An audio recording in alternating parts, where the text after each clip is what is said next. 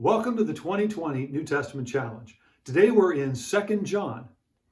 I love Ravi Zacharias. He's now with the Lord in heaven, but I love listening to his messages on YouTube. One message was entitled, "What About the Foundation?" This is what Ravi Zacharias said in that message. A few weeks ago, I did a lectureship at the Ohio State University. As I was being driven to the lecture, we passed the new Wexner Art Center. The driver said, "This is the new art building for the university." It is a fascinating building designed in the postmodernist view of reality.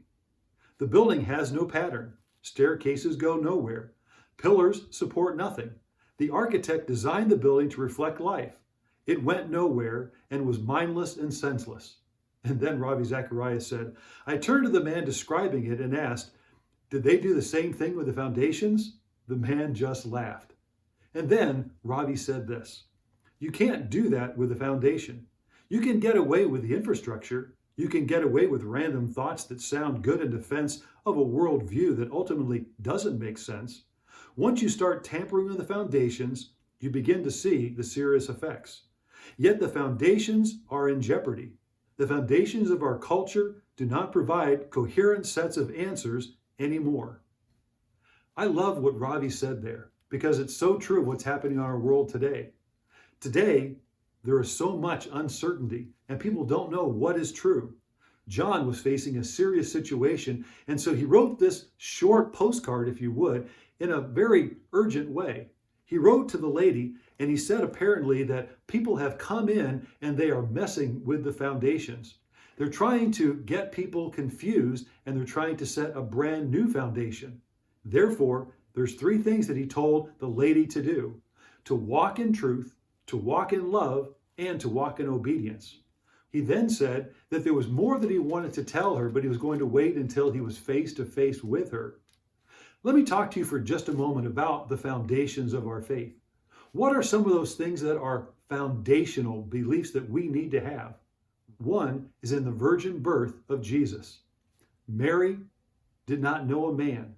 She was the mother of God, but God was the father. Joseph was simply the stepfather for Jesus. Jesus was virgin born. The second truth that we need to hold on to is the sinless nature and life of Christ. He was without sin. Therefore, he could be the perfect sacrifice for me and for you. Another foundational truth is the substitutionary death of Jesus, that he took our place on the cross, that when he died in our place. Another foundational truth is that his blood was powerful enough to wash away all of our sin. Because Jesus was sinless, he was the spotless lamb, he was able to take away our sin because of his righteousness. So his blood covered and washed away all of our sin. Another truth is the bodily resurrection of Jesus from the grave. He was in the grave for 3 days, but then he rose again from the dead and he lives forevermore. That's a foundational truth. Another is the ascension of Christ and his ministry now to believers. That Jesus rose and he is now sitting on the throne in heaven and he lives to ever intercede for me and for you. Another foundational truth is that Jesus is coming back. He is literally returning and we will be with him where he is forever. Those are some of the foundational truths that you and I have to believe and hold on to no matter what.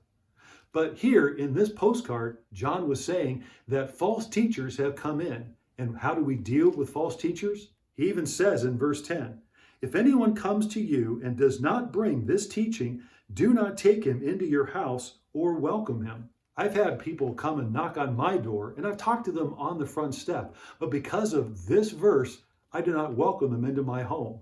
Once they come into my home as though I'm welcoming them in, then I'm partaking in their deception.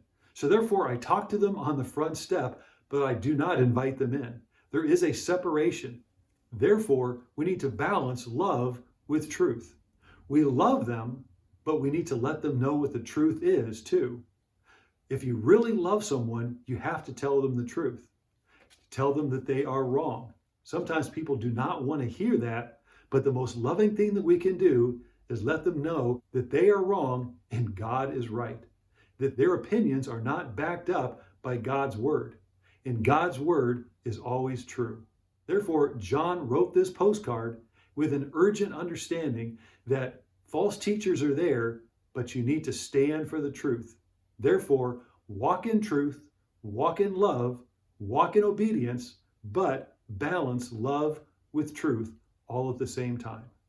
Thank you for joining the 2020 New Testament Challenge.